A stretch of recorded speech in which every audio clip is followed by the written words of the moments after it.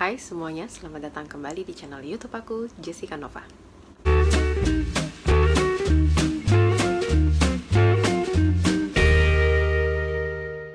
Kali ini aku mau bahas tentang baby blues syndrome. Sebenarnya ini requestan dari DM Instagram, ada yang nanya, gimana sih cara ngatasin baby blues pasca melahirkan? Aku di sini sifatnya hanya akan sharing aja pengalaman pribadi tentang baby blues waktu pasca melahirkan kemarin. Dan karena di sini aku bukan pakar, aku berharap banget moms and dads yang nonton video ini juga aktif menggali informasi tentang apa sih baby blues itu, karena menurutku ini penting banget untuk setiap calon orang tua aware tentang kesehatan mental pasca melahirkan. Baby blues itu apa sih?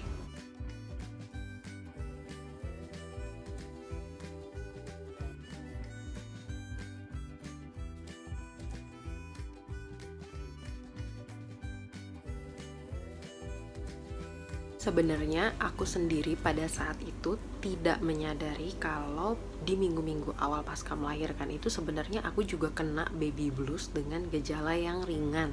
Gejalanya baby blues itu sendiri kayak gimana sih? Nah, ini aku kutip dari salah satu sumber di alodokter.com.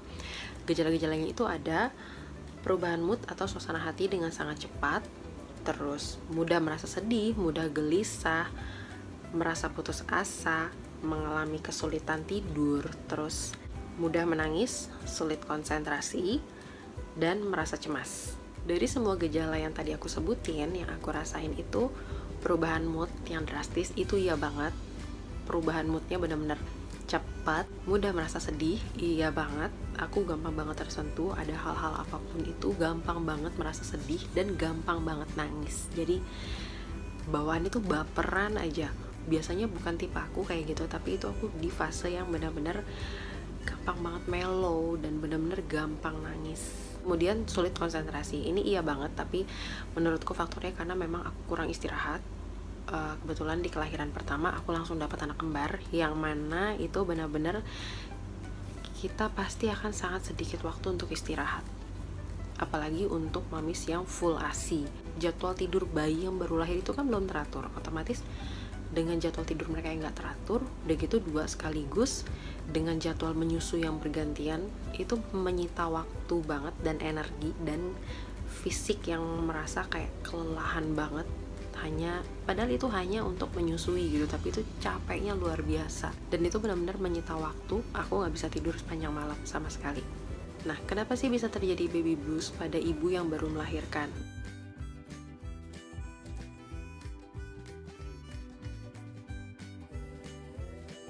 Kalau yang aku rasakan pada saat itu adalah hal yang drastis berubah.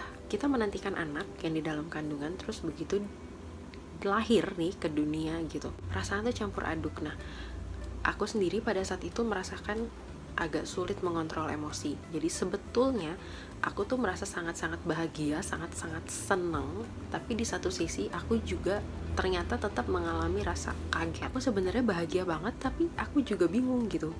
Ini bener gak sih gitu. Nah, itu secara nggak sadar sebenarnya secara emosional juga aku mulai kacau nih, mulai agak bingung, sampai akhirnya orang-orang yang datang jengukin, setiap mereka ngucapin selamat itu aku langsung berderai-derai air mata, langsung nangis, gak ngerti kenapa.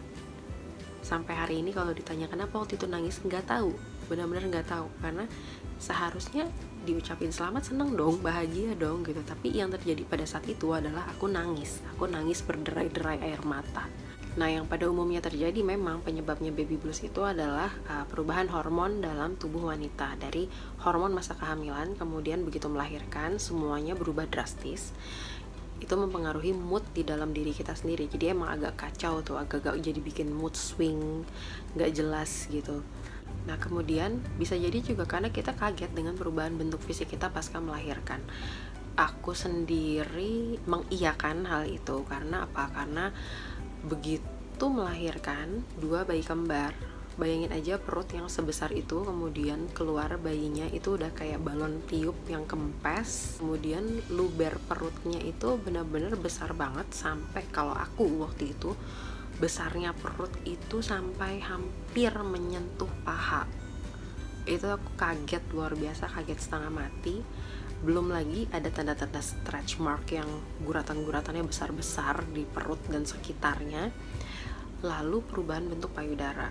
Walaupun pada saat itu aku berusaha meyakinkan diri sendiri kalau ini nanti akan kembali lagi kok ke bentuknya yang semula gitu, ini tidak akan permanen. Tapi ternyata setiap kali ngaca dan melihat bentuk tubuh yang seperti itu pada saat itu cukup bikin down juga sih. Sempat bikin, aduh ini bisa gak ya balik lagi. Nah, hal-hal kayak gitu tuh benar-benar ternyata mengganggu juga untuk diri kita sendiri, cukup mengganggu.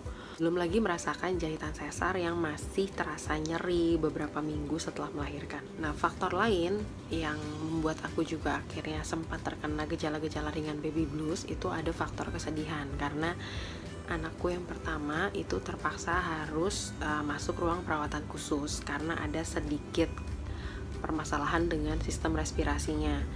Nah, walaupun aku sudah tahu kalau itu tidak apa-apa, hanya menunggu untuk sampai kondisinya stabil, bisa bernafas stabil, tapi ternyata itu juga bikin kesedihan yang luar biasa pada saat itu.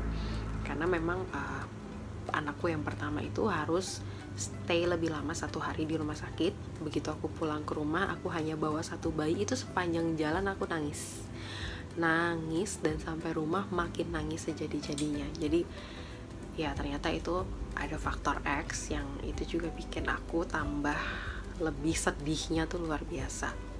Tapi ternyata begitu bayi pertama sudah gabung di rumah, sudah pulang, sudah sehat, kita tidak membayangkan akan terjadi kerepotan-kerepotan yang agak luar biasa, karena memang diantara kami semua di keluarga belum pernah ada yang punya bayi kembar. Jadi kita tidak bisa bayangkan kalau akan ada kejadian-kejadian yang di luar ekspektasi kita.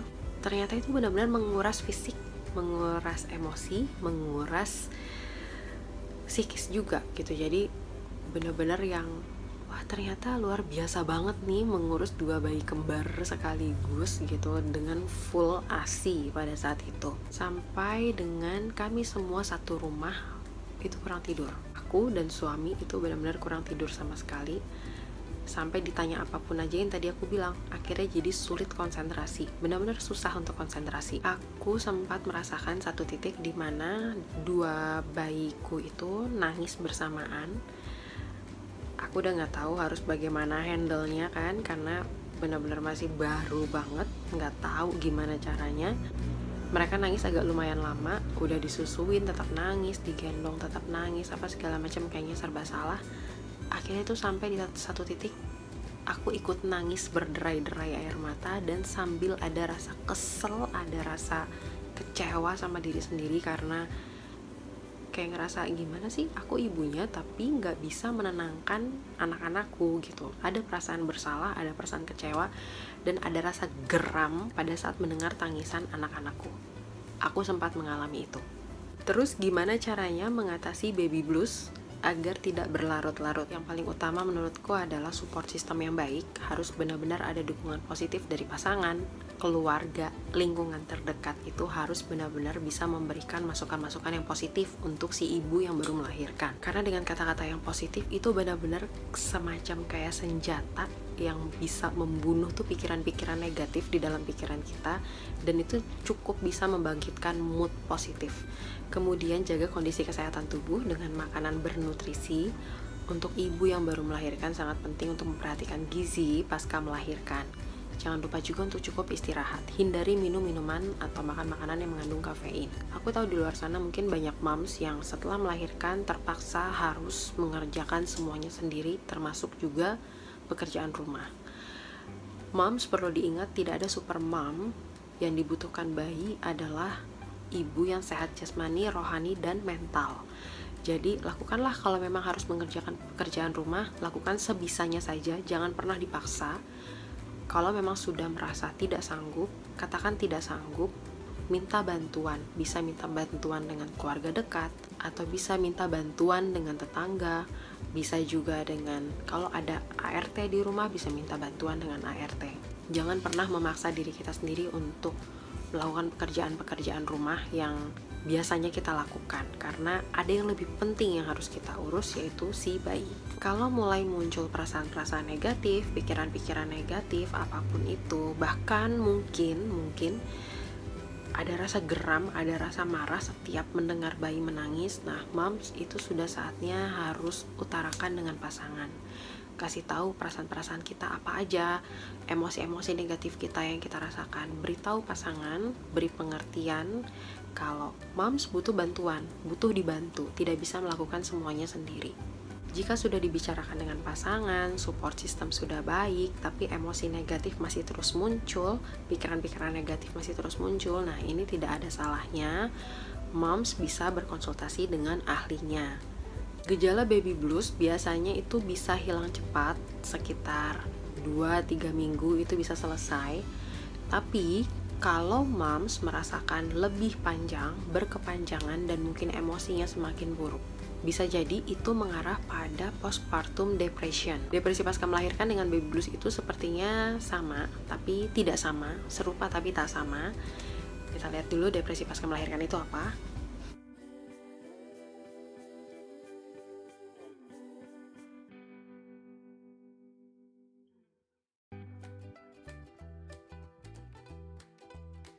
Menurutku penting banget untuk pasangan calon orang tua untuk sama-sama saling aware tentang kesehatan mental pasca melahirkan. Kenapa? Banyak kasus di luar sana karena baby blues yang tidak mendapatkan support yang baik dari keluarga, pasangan, lingkungan, teman, yang pada akhirnya berdampak negatif kepada kondisi kesehatan mental si ibu, semakin memperburuk keadaannya.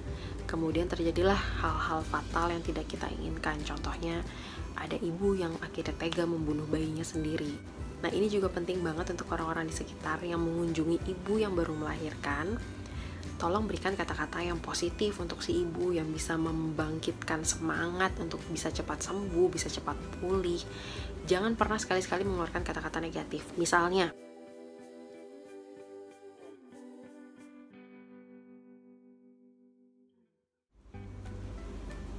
itu benar-benar kata-kata yang kalau menurut aku sih nggak ada otak sih kalau sampai ada orang yang ngomong kayak gitu, karena kalian nggak pernah tahu gitu di balik semuanya itu proses kehamilan macam apa yang masing-masing ibu alami, kesusahan-kesusahan mereka tuh apa aja kalian nggak pernah tahu. Bahkan mungkin proses panjang melahirkan nggak ada yang tahu gitu. Kita mengunjungi hanya tinggal melihat hasil, tapi kita tidak pernah melihat di balik itu tuh seperti apa kesusahan-kesusahan yang dialami si ibu. Jadi tolonglah untuk tidak memberikan kata-kata negatif seperti itu lagi, karena jujur aja itu cukup mengganggu di pikiran, cukup membuat ibu jadi merasa rendah diri. Mungkin kalau misalnya kita biasa berteman, bercanda, aduh badannya jadi kayak gitu banget ya. Kalau dalam kondisi kita tidak sedang habis melahirkan, mungkin kita masih bisa filter kata-kata itu, mungkin kita nggak akan masukin ke hati. Tapi karena kondisinya ini jauh berbeda dari faktor hormonal, semua perasaan itu menjadi lebih sensitif. Tolong jangan pernah mengeluarkan kata-kata seperti itu untuk teman kalian, untuk keluarga kalian yang baru melahirkan. Berikan support yang baik, berikan kata-kata yang positif supaya dia cepat pulih, supaya dia semangat untuk bisa mengurus bayinya sendiri. Ternyata depresi pasca melahirkan tidak hanya menyerang kaum ibu, tapi juga bisa menyerang kaum ayah. Kalau ditanya apakah pasanganku mengalami hal seperti itu juga, jawabannya adalah iya. Dan kami juga sama-sama tidak menyadari pada saat itu kalau itu termasuk gejala-gejala depresi pasca kelahiran bayi. Karena kita berpikirnya yang lumrah kan ibu yang kena baby blues ya, bukan ayah, tapi ternyata bisa. Cuma bedanya untuk kaum ayah tidak dipengaruhi oleh faktor hormonal, tapi lebih kepada kelelahan fisik. Karena biasanya kan juga ayah ikut membantu nih pada saat bangun malam bayinya, ikut juga mungkin kan, ikutan jaga, ikutan ganti popok, ikutan bikin susu gitu. Nah, sedangkan besoknya juga harus bekerja, itu kelelahan fisik yang sangat, juga kurang istirahat, itu mempengaruhi. Apa aja yang dirasakan pada saat itu, suamiku waktu itu jadi jauh lebih emosional, dia lebih banyak kekhawatiran, kemudian moodnya itu juga gampang banget berubah. Jadi sharing pengalaman baby blues yang sempat aku alami beberapa waktu setelah melahirkan. Intinya adalah moms jangan pernah ragu untuk mengutarakan perasaan, mengutarakan emosi yang sedang dirasakan dengan pasangan, bicarakan, minta bantuan. Kalau memang sudah tidak bisa mengerjakan, minta bantuan. Kalau tubuh merasakan kelelahan fisik, minta tolong supaya pasangan mungkin bisa gantian menjaga bayi, atau mungkin bisa minta tolong keluarga dekat, atau mencari asisten rumah tangga untuk membantu membersihkan rumah, atau mungkin bisa juga minta tolong tetangga, minta tolong saudara dekat gitu. Jangan pernah memaksa diri sendiri, karena ibu yang baru melahirkan juga butuh istirahat, butuh mental yang baik untuk bisa mengurus bayinya dengan sehat dan bahagia. Semoga informasi di video ini bermanfaat. Kalau ada pertanyaan, jangan sungkan-sungkan untuk komen di bawah. Jangan lupa juga untuk klik tombol subscribe-nya, juga like, dan share ke seluruh sosial media yang kalian punya. Sampai jumpa lagi. Bye!